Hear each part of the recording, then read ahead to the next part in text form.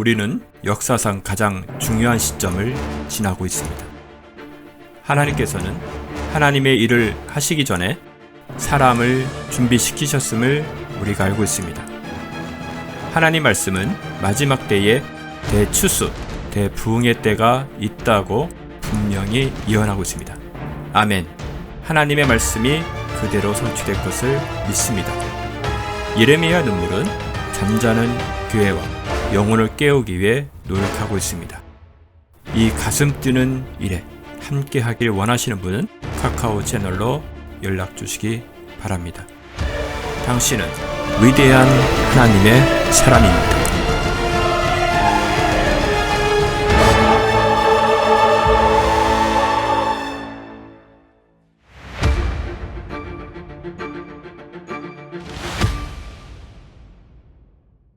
레위기서 4장 33절부터 35절까지 우리 같이 시작. 그는 그 속죄 제물의 머리에 안수하고 그들이 번제물을 잡는 곳에서 속죄 제물로 그것을 잡을 것이요 제사장은 자기 손가락으로 그 속죄 제물의 피를 찍어 번제단 뿔에 바르고 그 모든 피를 제단 밑에 쏟을지니라. 그는 또 화목제의 희생 제물에서 어린 양의 기름을 취하였던 것처럼 그 모든 기름을 취하여 주께 불러 드리는 제사에 따라 제사장이 제단 위에서 그것을 불사를 지니라. 제사장이 그가 범한 그의 죄를 위하여 속죄하리니 그가 용서함을 받으리라. 아멘. 어때요? 여러분, 이 제사를 하면서 이제 속죄제는 거의 끝나갑니다. 이제 좀 있으면 속건제를 하게 될 텐데, 좀 많이 도움이 되세요? 이 죄론에 대해서. 이게 우리 신학교 가면 죄론이라는 게 있어요. 그러니까 죄가 무엇이냐, 어떻게 하나님 앞에 속죄를 받느냐, 이런 부분들을 정리하는 건데요. 죄론은 특별히 속죄제와 속건제라는 이 제사를 충분히 이해하게 될 때, 우리는 이런 죄가 있구나, 그다음 죄는 이렇게 용서함을 받게 되는 거구나 하고 우리가 알게 되는데, 이 강의죠. 여러분들에게 큰 도움이 되시기를 부탁을 드리고 한번 계속 오늘 보도록 하겠습니다. 자, 인간은 율법은 인간 모두가 죄인임을 알게 해주셨어요. 우리 저번 주에 말씀드렸던 이야기입니다. 모든 사람이 죄를 범하였으므로 이렇게 말했어요. 그래서 인간의 죄는 오직 하나님 방법으로만이 해결된다. 이것이 이제 제사에서 우리에게 전달하고자 하는 아주 중요한, 가장 중요한 이야기죠. 기독교 이외의 종교들은 죄사하는 여러 가지 방법들을 제시를 합니다. 예를 들어서 불가에서는 죄를 짓지 않으려고 죄를 안 지으려면은 죄를 지을 수 있는 요소들을 다 버리자. 그러면 어떻게 하면 죄를 지을 수 있는 요소를 버릴 수 있느냐? 안 보고 안 들으면 된다는 거죠. 그래서 어디 가죠? 깊은 산속에 들어갑니다. 여러분, 산속에 들어간다고 해서 안 되는 이유가 뭐냐면 성경은 이렇게 이야기를 합니다. 너희 눈을 빼라, 손을 잘라라, 발을 잘라라. 그런다고 해결되지 않는다. 이렇게 이야기를 했잖아요. 그죠? 그럼 손 잘라도 안 되고 발을 잘라도 안 되고 이제 그 여자를 보는 자마다 간음한다고 해서 눈을 뽑는다고 우리 인간 속에 있는 욕구와 탐욕이 사라지느냐 이 말이죠. 산에 올라가서 아무것도 무상 무치로 가면 그게 가능합니까? 아니에요. 그게 그렇게 해결하는 방법이 아닙니다. 그래서 불가에서는 안 보고 접하지 않으면 된다라고 생각을 하여서 이 죄 문제를 해결하는 방법을, 죄와 완전히 속세를 떠나는 방식을 우리에게 제시하고 있죠. 이슬람에서는 어떻게 합니까? 크게 다른 종교들이 크게 다르지 않아요. 이슬람은 율법을 지키는 겁니다. 법을 철저하게 지키는 것이죠. 근데 법을 지켰기 때문에 악랄해진 겁니다. 아시겠습니까? 공감하셔야 돼요. 법을 지켰기 때문에 악랄한 거예요. 그래서 법을 지키는 사람들은 법을 지킨 자와 지키지 않은 자를 나누는 겁니다. 유대교와 무슬림의 큰 차이가 없다는 것을 아셔야 합니다. 유대교도 그들은 율법을 지키기 때문에 자기들만의 세계 속에 빠져 있는 것이고, 이방인들은 짐승 취급하고 개 취급을 하는 것입니다. 무슬림도 똑같지요.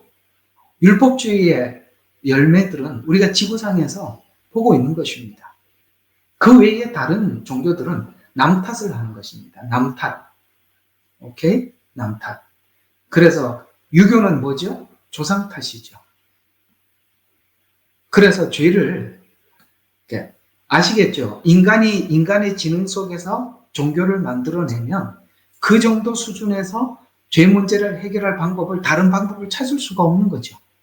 아예 속세를 떠나버리든지, 아니면 정해진 율법을 지키든지, 아니면은 내가 이렇게 사는 거는 조상 탓이다, 남 탓이라고 돌려버리든지, 여러 가지 방법을 제시해서 그렇게 해결하려고 하지만 성경은 정반대로 우리의 죄는 우리 인간의 스스로 해결할 수 없는 이유는 에덴 동산에서 아담의 범죄가, 원죄가 우리 몸에 흐르고 있기 때문에 우리는 스스로 이 죄 문제를 해결할 수가 없고, 죄인이 죄 문제를 해결해봐야 자기 죄 때문에 자기 죄 때문에 죽는 것에 불과한데, 죄 없으신 예수님이 우리 죄를 대속하는 이 방식이야말로, 이 방식만이 하나님이 제시한 방식이다라고 말씀하셔서, 기독교 이외에서 죄를 해결하는 방식들을 제시한 것들은 전부 다 아니라는 것이죠.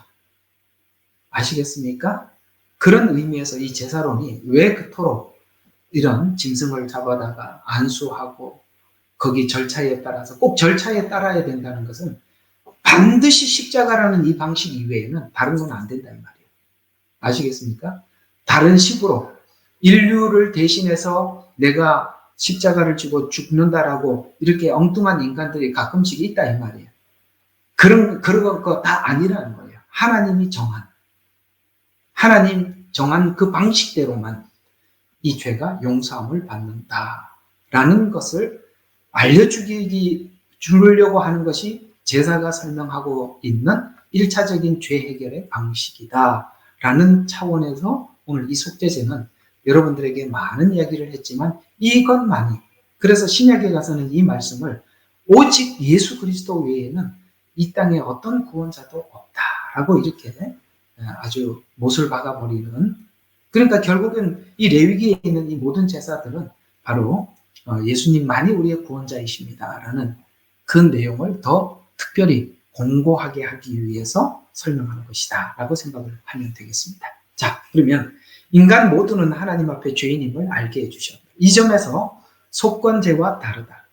속죄제는 하나님과 인간 사이에 근본적으로 개입된 죄, 즉 종교적 관점에서 생각하는 것이고, 속건제는 인간이 사회생활을 하는 동안 일어나는 범죄에 대해서 하는 말인데요. 자, 로마서 3장 23절에서 속죄제와 속건제를 함께 묶어서 이렇게 설명을 하고 있습니다. 모든 사람이 죄를 범하였으므로 하나님의 영광에 이르지 못하였다. 여기 이제 우리 성경에는 영광이라고 표현을 하고 있지만 정확하게 표현하자면 하나님의 모양과 형상을 잃어버렸다, 이런 말로 풀어도 됩니다. 아시겠어요? 영광이라고 하니까 너무 우리에게는 막연해 보이잖아요. 그래서 우리가 죄를 지음으로써 하나님의 모양과 형상대로 지었던 우리 인간의 그 하나님의 형상들을 다 잃어버렸다. 그래서 인간은 누구나 죄성을 가지고 있고 누구도 죄를 피할 수 없다는 죄의 보편성을 지적하고 있습니다. 그래서 보편성에 대해서 인정을 해야 돼요. 그래서 이 땅에 성인은 아무도 없어요. 이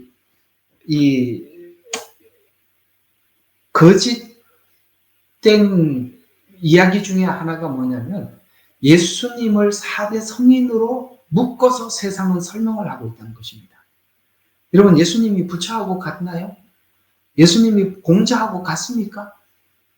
그거를 그렇게 해서 인간 머릿속에 자연스럽게 종교 다원주의적 사고를 자연스럽게 하게 만들어버린 거예요. 무슨 예수님이 4대 성인입니까? 공자도 석가도 다 아담의 후손들이잖아요. 거기에 누가 아무도 그럴 사람이 없어요. 그래서 인간은 누구나 죄의 보편성, 그 중에 그 죄의 보편성, 우리 성경대로 표현하자면 유전이죠. 죄의 유전. 이것은 그 유전을 받지 않고 태어난 이는 예수님이다. 그래서 창세기에서 예수님을 여인의 후손으로 오신다라고 말씀하신 겁니다. 만약에 예수님이 여인의 후손으로 오지 않고 남자의 후손으로 왔더라면 그분은 우리처럼 똑같은 원죄를 가지고 태어났을 텐데, 예수님은 성령으로 잉태하심으로써 원죄를 가지고 태어나지 않음을 창세기에서 말씀하셨고, 마리아에게 성령으로 잉태했음을 하나님께서는 알려주셨던 것입니다. 아시겠습니까? 여인의 후손이라는 말의 뜻은 바로 죄의 보편성, 유전, 이걸 가지고 태어나지 않으신 예수 그리스도, 이것을 성경은 설명하기 위해서 그런 것입니다. 자, 그러면 죄를 해결할 분은 오직 흠없는 예수 그리스도 뿐인데, 속죄 제물은 필연적으로 필요 충분 조건이 하나 있어요. 이게 채워지지 않으면 충분하지 않아요. 그게 뭐냐면 흠이 없어야 하는 것입니다. 흠이 없어야 되는 거예요.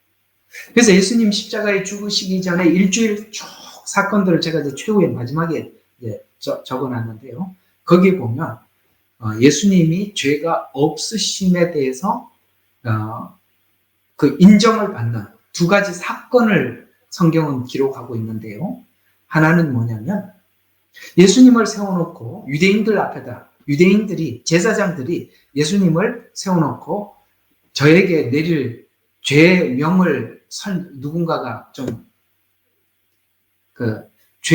죄목을 한번 얘기해봐라 라고 했을 때 사람들이 이것저것 갖다 붙였죠. 그런데 누군가가 이런 말을 했습니다. 저가 성전을 헐라고 합디다. 3일 후에 지은다고 했습니다. 라고. 여러분, 우리가 법정에 가서 죄의 여부를 물을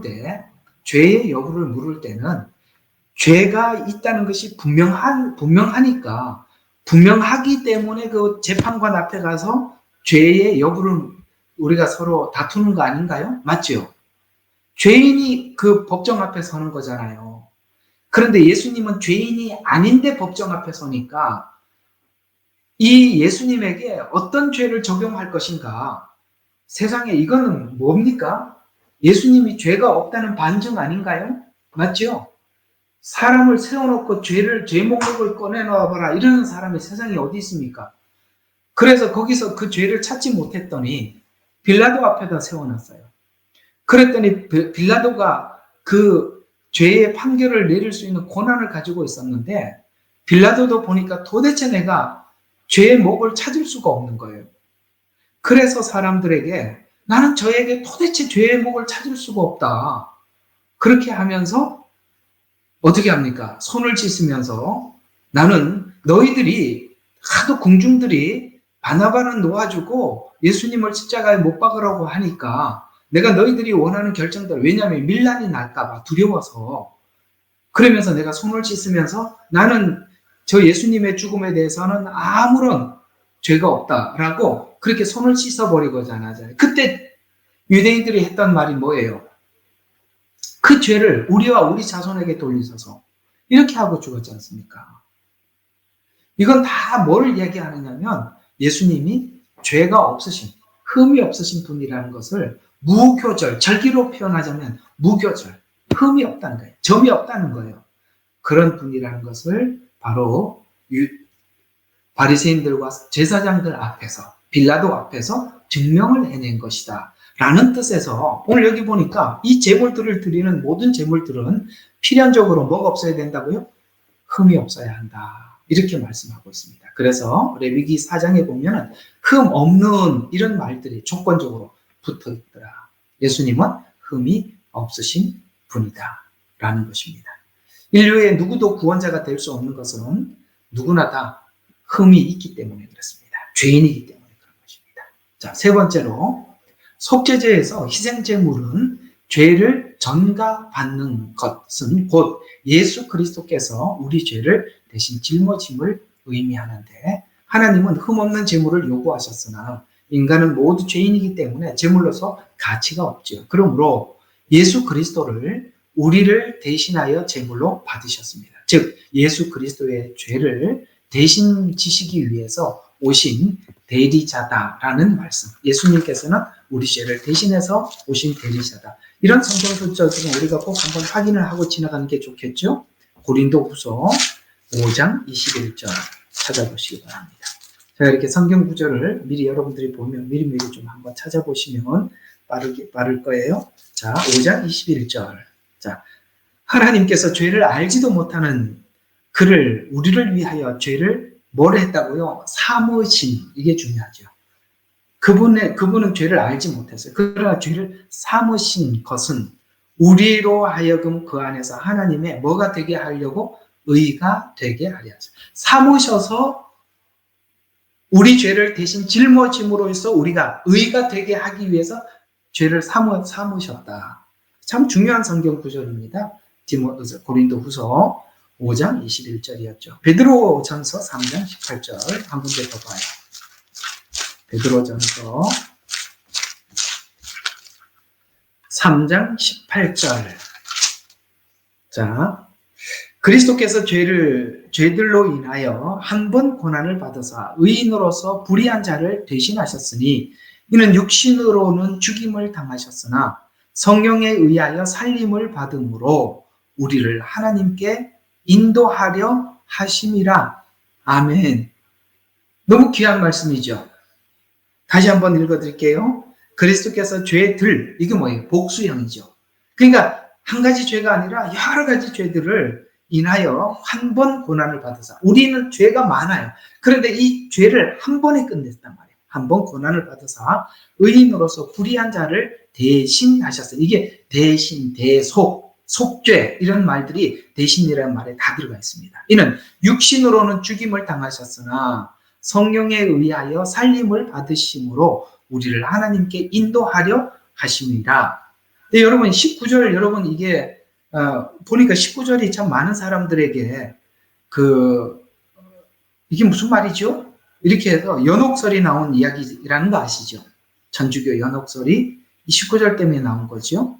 그가 성령으로 감옥에 있는 영들에게도 전파하셨으니 이렇게 말했습니다. 이건 무슨 뜻이냐면 여러분 구약에 보면 하나님, 그러니까 예수님, 구약의 성도들은 예수님 오심을 바라보고 구원을 받죠. 그러면 구약에서 그때 예수님을 믿지 않는 사람들은 모두 다 어디가 있었습니까? 여기 음부, 여기는 이제 감옥에 있는 영 이렇게 표현하고 있는데 그들은 전부 다 음부에 가 있었어요. 음부에 가셔서 예수님께서 십자가에서 우리 죄를 대속하셨음을 그들에게 증거하고 올라왔다는 얘기예요. 증거하고. 이해가 가십니까?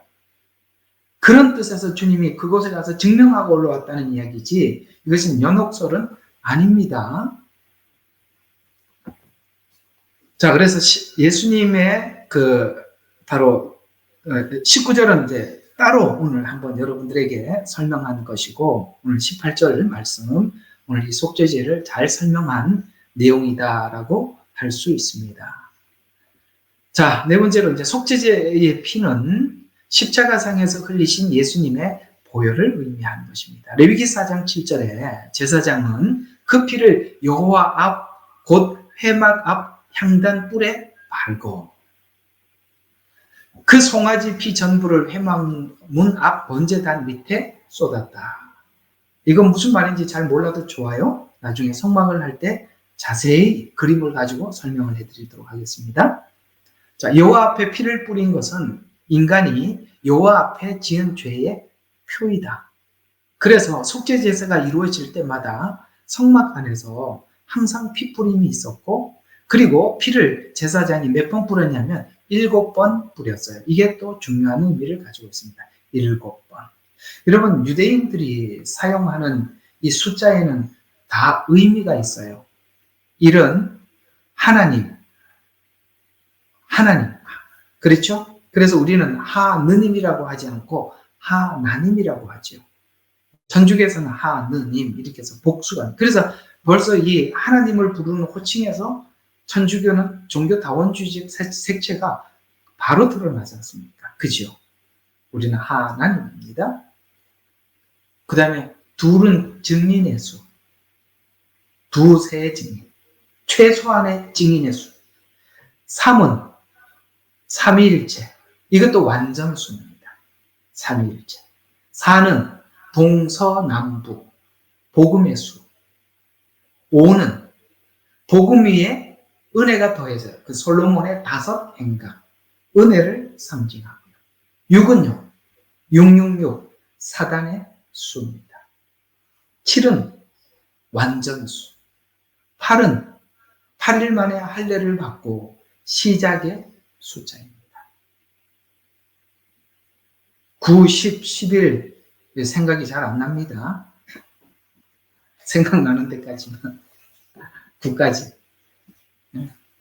또 12는 또 이렇게 12지파, 12사도 그래서 완전수. 이렇게 완전수라는 의미들이 3, 7, 12 이런 뜻에서 이게 완전수입니다. 근데 여기 이제 7번 뿌렸다라는 이 말은 바로 완성과 완전 이런 뜻을 의미합니다. 그래서 예수님 십자가는 더 이상 아무것도 우리가 구원을 위해서 아무것도 할 필요가 없는 완전한 구원이라는 뜻에서 7번 뿌렸다라는 뜻을 가지고 있는 것입니다. 그리고 피를 제사장이 7번 뿌렸는데 다른 희생의 제사일 경우에는 제사장이 그 피를 번제단 사면에 뿌렸지만 속죄제에서 대제사장은 먼저 그 피를 손가락에 찍어서 여호와 앞에 7번 뿌렸다. 7번 뿌렸다는 것은 완성과 완전을 의미하는데 여러분 여호와 앞에 7번 뿌렸다라는 말은 여러분 1년에 한 번씩 대제사장이 지성소에 들어가서 법궤 속죄소라고 하죠. 법궤 뚜껑을 보고 속죄소 그 다음에 증거궤 안에 이제 증거막 이렇게 표현하기도 하는데 거기다가 피를 7번 뿌렸다라는 뜻입니다. 완전함, 완전수 이런 뜻입니다. 그래서 이 7이라는 숫자가 왜 완전수로 성경은 이야기를 하느냐면 3은 하늘의 숫자요 4는 세상수를 의미해요. 동서남북. 그래서 3 더하기 4는 7이에요. 그래서 7 완전수 이런 표현을 하기도 하고 6은 아까 말 사단의 수 혹은 세상수 이렇게 표현하는데 거기에 하나가 또 붙여서 하늘 이래갖고 7이 완전수입니다. 그 다음 6일간 하나님께서 창조하시고 마지막 7일째 안식하셨더라 라는 뜻에서 이 7이라는 뜻은 이런 뜻에서 완전수를 성경은 곳곳에서 설명하고 있는 것입니다. 그래서 여러분 이런 이야기들이 아무것도 아닌 것 같지만 여러분 이 사람들이 영해를 할 때 성경이 그래서 여러분 이런 걸 많이 보셨을 거예요. 이렇게 뭔가 설명을 하다 조금 애매하면 영해를 자꾸 하잖아요. 근데 그 영해도 성경은 있어요. 영해도 있는데 반드시 이 영해도 이런 성경적 근거를 가지고 정확하게 영해를 하면 오케이입니다. 그러나 그것이 전혀 아닌데다가 영해라고 이렇게 붙여버리는 것들은 여러분들은 그런 이야기들은 들으면 안 돼요. 왜 7이 완전수인지 그냥 목사님이 7이 완전수래요 라고 이렇게 이해하기보다는 그게 왜 완전수인지도 알고 계셔야 합니다. 그런 뜻에서 7번 뿌렸다. 만약에 속죄소에다가 7번 뿌렸다라고 말은 하는데 왜 7번 뿌렸느냐 하나님이 의미 없이 뿌린 건 아니잖아요. 그죠? 의미 없이 뿌린 건 아니잖아요. 그럼 여기다 지금 하나님이 의미를 부여했는데 이 7이 완전수라는 걸 모르면 7번 뿌린 뜻의 의미를 우리가 알 수가 없잖아요. 그런 뜻에서 이런 숫자들이 의미하는 거. 그래서 이제 우리 다다음 주가 되면 우리 이제 여러분들 좀 할 수 있으면 지역 좀 제발 만나서 좀 야외에 좀 가세요. 그때 가서 이제 바깥에서 예배를 드리니까 제가 그때는 하나님께서 참 하나님도 너무나도 참 감사하게 하늘의 의미, 해의 의미, 달의 의미, 별의 의미, 나무의 의미, 바람의 의미, 바다의 의미. 우리가 이 하나님께서 이렇게 하나님 창조한 모든 걸 보면서 하나님 거기다 다 의미를 집어넣어놨어요. 태양을 보면서 하나님은 뭘 설명을 하냐면은 태양은 스스로 빛나는 빛이잖아요. 그렇죠. 스스로 빛나는 빛이잖아요. 그래서 하나님을 해라고 표현하고 있고요. 우리는요, 달이래요. 그 빛을 받아서 전하는 빛이래요. 근데 자기가 빛이라고 얘기하는 사람은 다 가짜래요. 그렇게 하나님은 이런 걸 보고도 그런 걸 분별할 만큼 너무나도 우리에게 인자롭게 다 설명을 해주셨어요. 저 태양을 보고 쟤는 혼자 이렇게 빛이 날까? 아, 그건 바로 스스로 빛나는 빛. 그래서 빛이 세상에 왔으되 이런 말들을 그렇게 설명을 해주고 있는 거예요. 그래서 우리 보고는 뭐라 그랬어요? 그 빛을 비춰 세상 사람들에게 비춰서 하나님께 영광을 돌리게 하라 라고 해서 그 빛을 받아서 그 빛이 하나님으로부터 비춰지는 빛들은 다 은혜, 사랑, 자비 이런 것들이잖아요. 그걸 우리가 세상 사람들에게 전달해줘서 당신이 왜 이렇게 우리에게 이렇게 아름다운 사랑을 전달해 주고 있습니까? 왜 남다르십니까? 라고 물었을 때 저는 하나님의 빛을 가지고 있거든요. 이렇게 해서 하나님께 영광을 돌리게 만들어라. 이게 우리의 사명이다. 이렇게 말씀하고 있는 것입니다. 또 성경은 별을 보고 저걸 보고 우리는 밤에 별을 보고 무슨 생각을 하시나요? 그 별 보고 시도 많더구만. 별은 하나님의 종을 의미합니다. 그래서 하나님 이런 모든 나무를 보고도 말을 했고 가시나무 보고 할 말이 있고 무화과 나무 보고 할 말이 있고 올리브 나무 보고 할 말이 있고 다 가시나무 보고 할 말이 있고 그래서 이 모든 건요 다 하나님의 뜻을 집어넣는 거예요. 사자를 통해서도 말을 하고 곰을 통해서도 말을 하고 그래서 하나님은 다 메시지를 다 우리에게 전해준 거예요. 아시겠죠? 그리스도인들은 이런 모든 것을 바라보면서도 하나님의 말씀을 볼 수 있어야 되는 거예요. 느낄 수 있어야 되는 거예요. 아름답다. 그걸 넘어서서 하나님은 저 나무를 보고 이렇게 말씀하셨었지. 이런 것들이 여러분에게 있다면 참 좋겠습니다. 여러분 참 서울에 사시느라 맨날 콘크리트만 보느라고 그런 걸 못 보시니까 11월 5일날 나가셔서 그 나무 좀 보고 오세요. 네, 참 이게 한국 가서 살아보니까 잠깐이라도 갔다 오면 정말 버스 내리면 지하철 내리면 콘크리트. 이야, 이거 무슨 사람이 어디 갇힌 데서 뺑뺑이 돌고 사는 것 같아요. 참 저도 옛날에 이렇게 한국에 살면서 어느 날 문득 하늘을 쳐다보면서 무슨 생각이 드냐면 내가 하늘을 본 지가 벌써 한 보름 만에 처음 보는 것 같다. 하늘을 고개 들고 이렇게 위만 쳐다보면 그래도 하늘은 보이는데 하늘을 볼 겨를이 거의 없더라고요.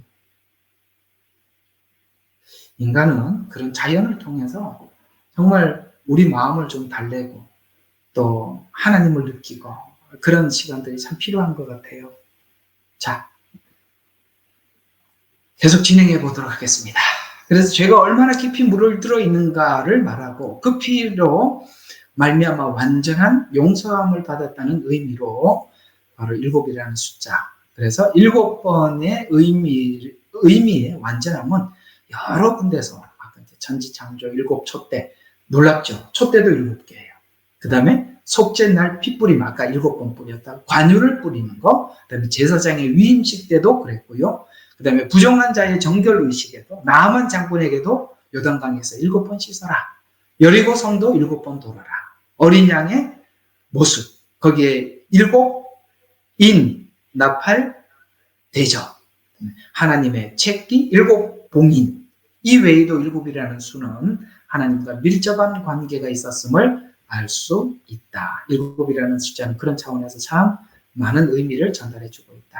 이와 같이 제사장이 7번 피를 뿌린 후에 나머지는 번제단에 다 쏟았어요. 그러니 여러분 이들에게 제사를 지내러 오는 사람들이 매일매일 있어서 이 번제단은 끊임없이 피가 흘렀어요. 잠시도 쉬지 않고 계속 흘렀어요. 이와 같이 예수님의 보혈은 2000년 전에 흘려졌지만 지금도 믿는 모든 사람들에게 흘려 넘치는 거예요.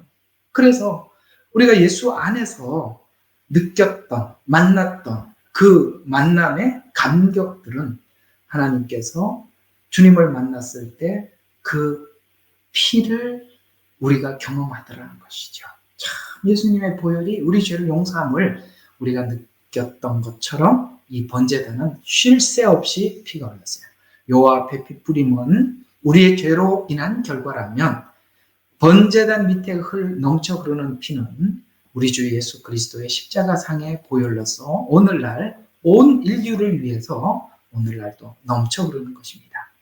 또 모세와 대화 중 구름으로 덮는 의미는 무엇이냐? 즉 모세와 대화 중에 구름으로 덮는 의미는 대제사장이 향을 피우고 지성소에 들어간 의미와 같은데, 자, 그러니까 여러분 이제 나중에 성막할 때 좀 더 자세히 하겠습니다만 1년에 한 번씩 대제사장이 지성소에 들어가서 피를 뿌리고 그 다음에 나와서 1년 동안 지었던 이스라엘 백성들의 죄가 다 용서함을 받은 거예요. 혹시 그 정도는 알고 계시죠?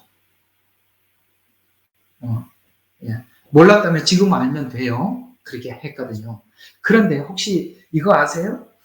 제사장이 지성소 들어가기 전에 향을 피우는 거 아시죠? 네, 향을 피우는 거예요. 그러면은 향을, 여러분 그 지성소 안에는 빛이 하나도 없어요. 캄캄하거든요. 완전히 사면에 빛이 하나도 없이 완전히 이렇게 둘러쳐져 있어요. 그런데 이제 향을 피우고 이제 더듬더듬 찾아가서 7번 속죄소 뚜껑에다가 뿌리고 나오기 전에 향을 피웠어요. 향을 피웠다는 말을 듣는 순간 어떤 생각이 드십니까? 예수님 십자가에 죽으실 때 어떻습니까? 구름으로 가득 채워서. 그렇죠. 여러분 그런 성경에 그런 말씀이 있었죠? 구름으로 가득 채워서 이렇게 하나님과 예수님 사이가 이렇게 그걸 보지 않죠. 여러 가지 의미가 있어요. 여러분 예수님 십자가에 대해서 전에 한번 여러분들에게 이제 이 말 기억할 거예요. 이제 이 말이 여러분들에게 아주 큰 복음의 감동으로 찾아와 주기를 바라요. 예수님 십자가 사건은 우리가 볼 때 예수님은 죄가 있어요, 없어요? 죄 있으신 분으로 죽으신 거예요? 죄 없으신 분이 죽은 거예요? 우리 입장에서. 우리 입장에서는 죄 없으신 분이 죽으신 거예요. 맞지요? 그러면 하나님 보는 관점에서는 죄가 있어요, 없어요? 말도 못하게 많죠. 왜요? 우리 모든 구약에 앞으로 미래에 있을 우리 모든 죄를 다 짊어지고 가는 거죠. 그래서 제사장이 1년에 한 번씩 들어가서 피 뿌리기 전에 뭐예요? 향으로 가득 채우고 들어간 것처럼 예수님이 십자가에 죽으실 때 구름으로 가득 찬 겁니다. 그것은 그 죄를 하나님이 볼 수가 없는 거예요. 우리가 하나님께서 예수님 십자가에 죽으심을 그걸 볼 수가 없어서 구름으로 했다라는 말도 있지만은 우리가 오늘 이 속죄제 드리는 절차와 예수님께서 십자가에 죽으셨던 그 상황을 같이 보면 똑같은 의미를 제공해 주고 있는 것입니다. 우리가 볼 때는 예수님 분명히 죄 없으신 분이세요. 그러나 그 순간만큼은 너무나도 큰 죄를 지고 가는 것입니다. 그래서 사실 우리는 이런 이 복음적인 이런 말씀을 우리가 보면 이게 십자가 안에서 이런 이야기들은 참 우리의 마음을 먹먹하게 만들고 그 하나님 안에 받았던 그 은혜의 감동스러움은 정말 감격적으로 우리에게 밀려오는 것입니다. 그 구름으로 덮었다는 것은 하나님의 죄를 보지 않겠다. 왜냐하면 하나님은 꼭 그랬죠. 이스라엘 백성들을 향해서 내가 너희들을 돌격할까 하노라. 하나님은 죄만 보면 그냥 돌격하시는 분이시죠. 지금 예수님은 바로 그런 상태에서 하나님 보는 관점에서 그런 상태에 있었다라고 이해를 하시면 되겠습니다. 아시겠죠? 그래서 우리는 하나님이 보는 관점과 우리가 보는 관점, 이 관점들을 함께 가져야 돼요. 우리가 자꾸 성경을 이해하면 자기 관점만 이야기하는데 하나님 관점이 있고 우리 관점이 있는 거예요. 오케이? 자, 그 다음 진 밖에 버리기 전에 콩팥과 기름은 번제단에 갖다 놓은 후에 버렸다라는 의미는 너무나도 귀한 메시지가 있어요. 그거 이렇게 탁 촬영해갖고 아니면 빨리 적어놓으세요. 너무 중요한 이야기예요. 자, 예수님은 십자가에 죽으시기 전에 부활과 재림을 제자들에게 약속하고 죽으셨죠. 아멘. 예. 그래서 예수님께서 죽으시면서 뭐라고 말씀하셨습니까? 아버지여, 내 영혼을 아버지께 의탁하나이다.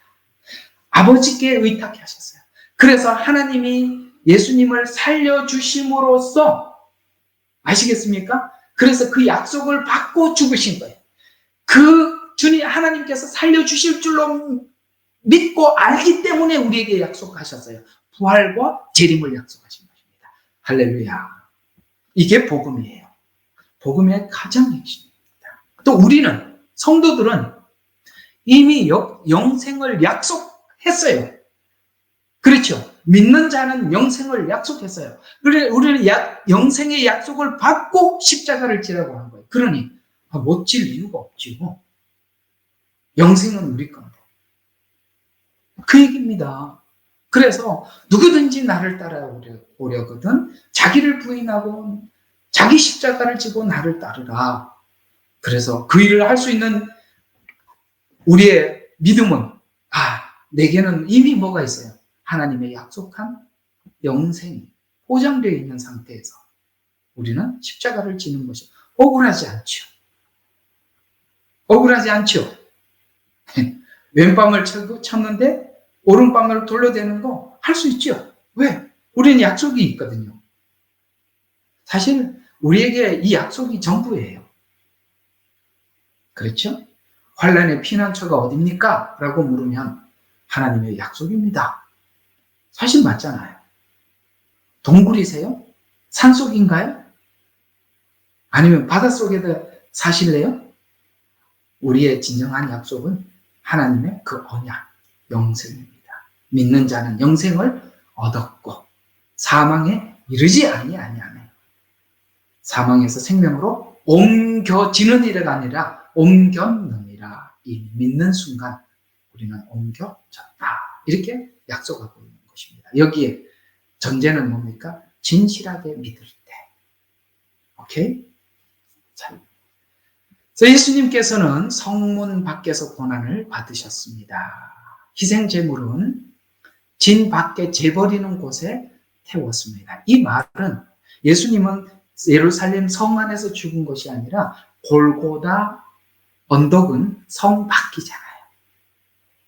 그래서 아사셀 염소와 같이 진 밖에서 재버리는 곳에 태워진 것처럼 이것은 고난의 종 예수 그리스도를 의미하는데 주님은 이 세상에 계실 때에도 십자가에 죽으실 때도 골고다에서 죽으셨지만 예수님의 삶을 보면 정말 어떻게 했습니까? 태어날 때 어디서 태어났냐면 말구유에서 태어났어요. 여러분 예수님의 탄생의 말구유라는 말의 의미는 구약에 보면 정한 짐승과 부정한 짐승들이 있어요.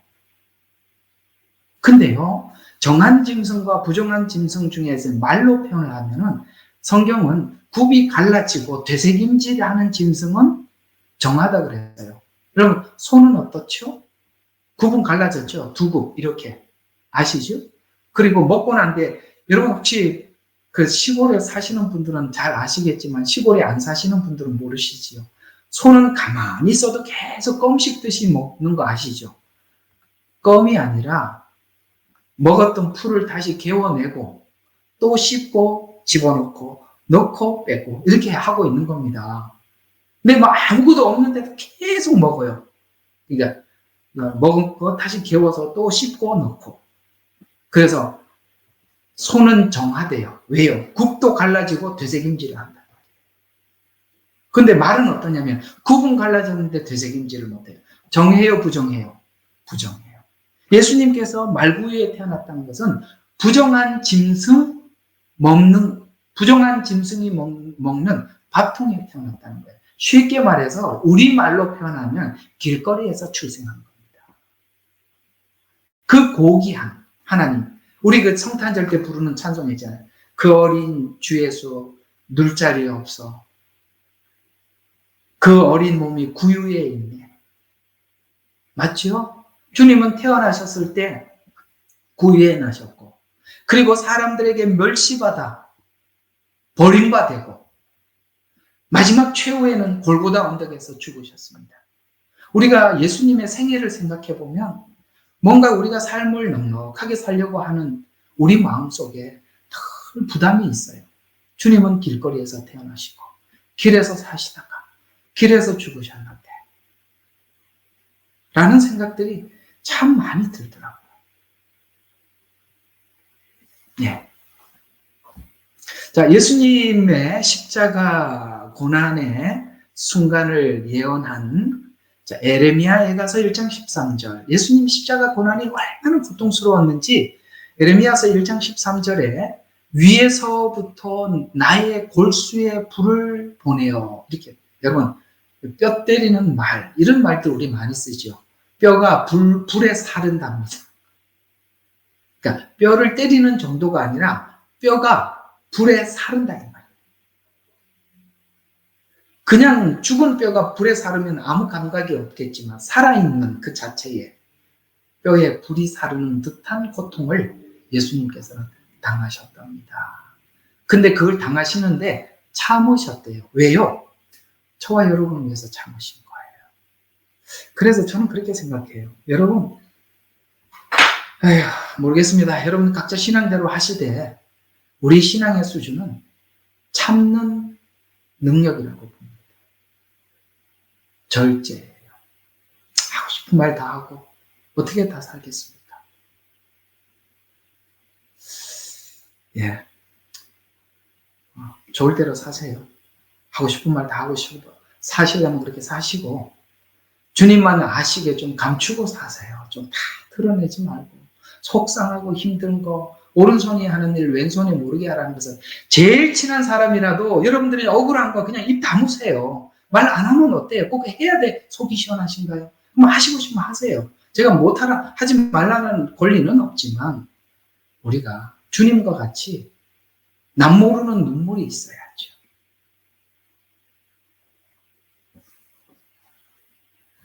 그 다음에 시편 39편 10절에 주의 진노가 88편 7절과 16에서는 주의 진노가 노가 나를 심히 누르고 그 다음에 또 16절에는 주의 진노가 내게 넘치고 주를 두렵게 하심이 나를 끊었나이다. 이렇게 묘사하고 있습니다. 그리고 시편 39편 10절에는 주의 손이 나를 치심으로 내가 쇠망하였나이다. 그걸 예수님은 한마디로 줄여서 뭐라고 말씀하셨죠?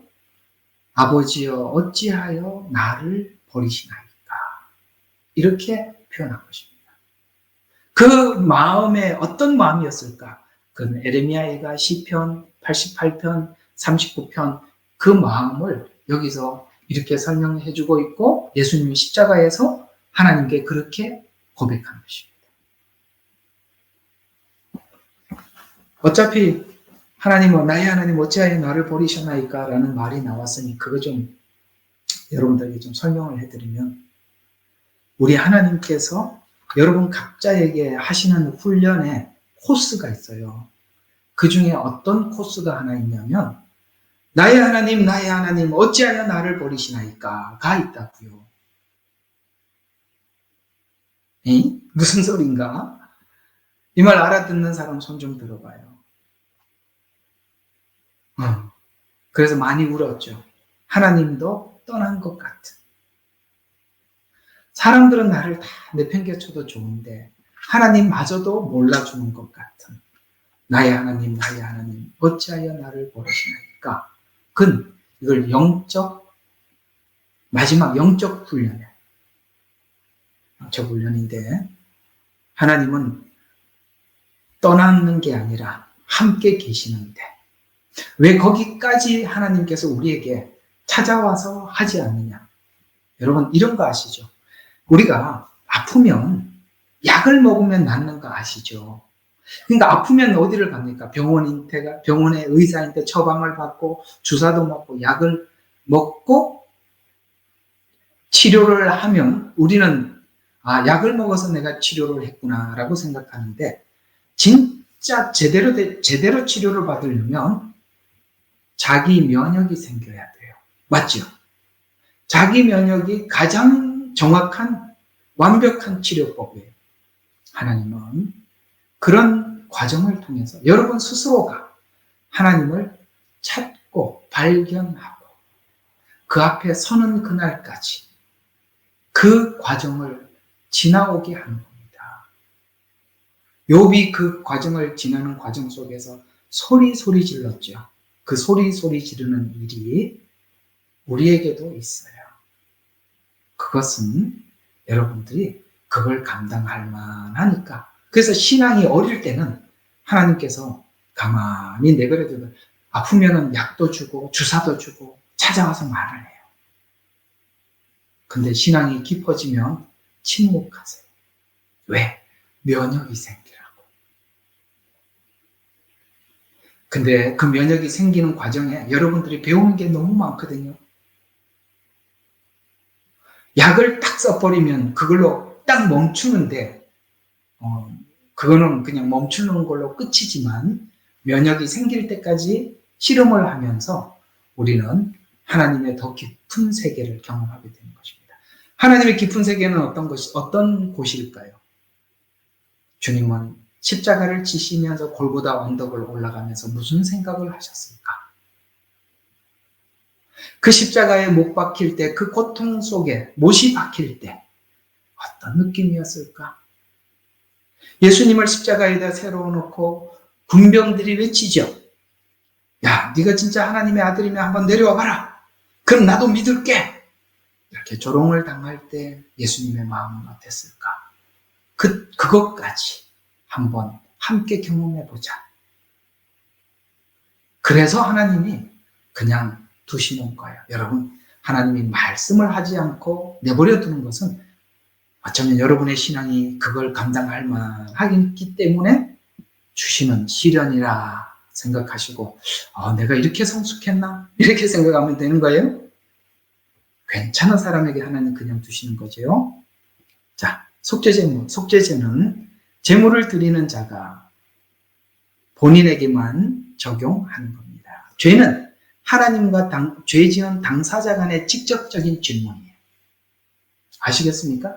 죄는, 자, 이런 말들을 오늘 조금 시간이 지나더라도 좀 더 할게요. 괜찮지요? 예, 조금 더 합시다. 조금 더는 얼마인지는 잘 모르겠습니다. 좀 더 합시다. 자, 뭔 얘기 하려고 그러다가 일로 갔죠. 그렇죠. 이 얘기야. 자, 주 예수를 믿으라. 그리하면 너와 내 집이 구원을 얻으리라. 이 말은 내가 믿어서 온 내 집이 다 구원을 받는다는 말이 아니라 나를 통해서 이 구원이 이 가정에게 시작되었다는 뜻이지. 내가 믿는다고 해서 온 가정이 예수 믿는 게 아니라는 거예요. 왜냐하면 속죄는 1대1, 맨투맨이라 이 말이에요. 오케이? 아시겠습니까? 그 죄 사함은 1대1이라는 거예요. 당사자 간의 문제. 그래서 자신의 죄를 이 세상 누구도 대신할 수 없어요. 그래서 모든 죄인은 자신의 죄를 위하여 제물을 준비하고 그 제물의 안수함으로 죄가 전가됩니다. 이와 같이 우리 주 예수 그리스도는 우리의 속죄물이 되셔서 한 사람 한 사람의 죄를 담당한 것이다.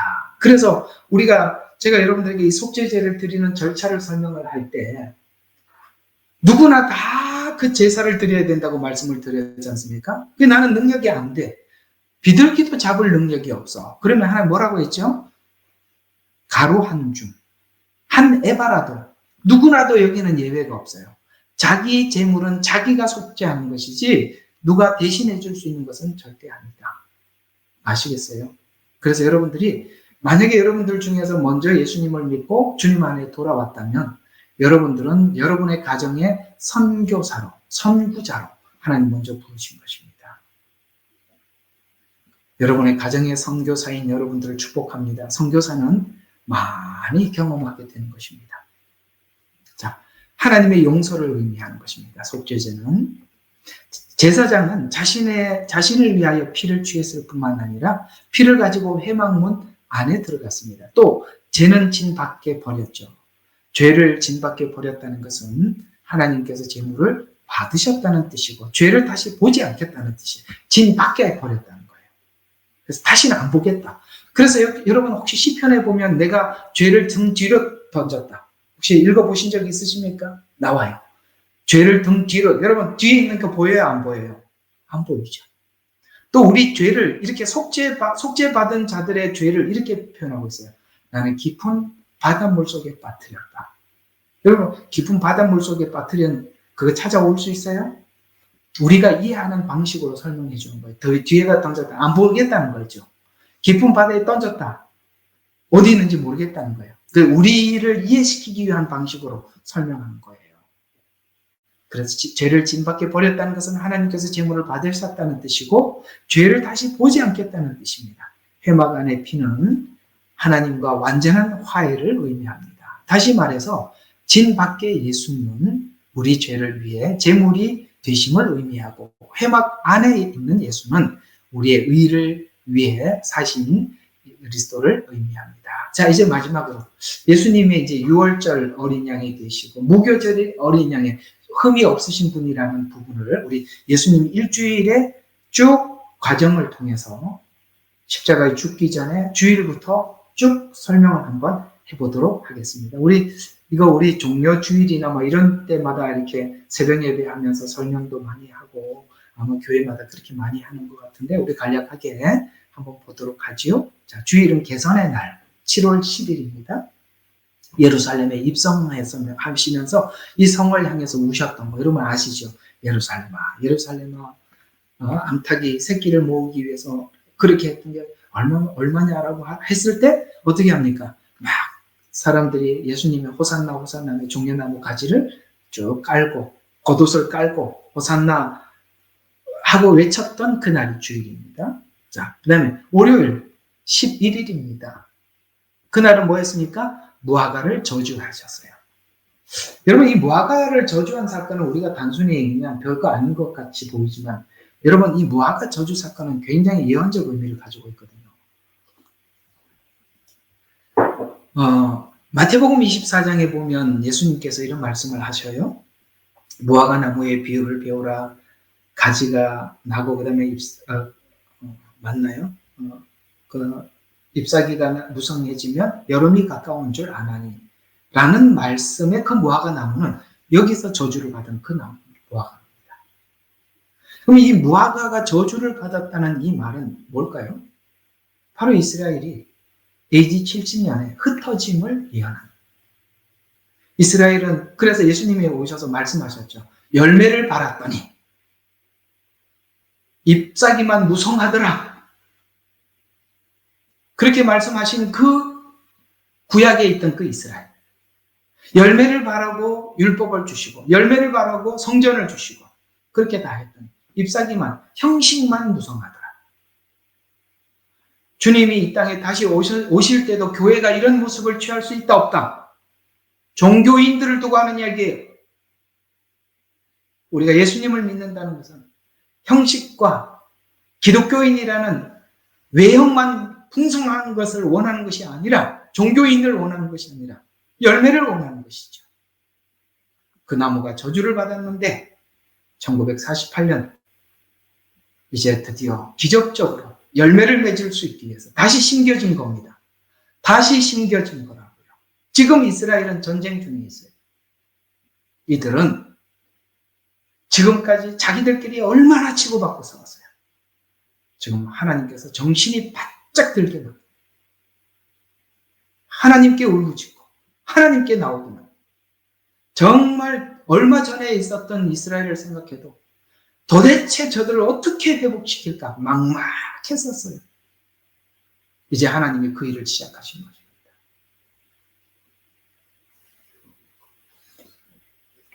자, 화요일 변론의 날입니다. 이 권위가 어디서 나오느냐라고 질문을 했었습니다. 그래서 유대 종교 지도자들과 논쟁을 하고 예루살렘 성의 멸망을 예고하고 그 다음에 화요일날 가룟 유다가 반역을 결심합니다.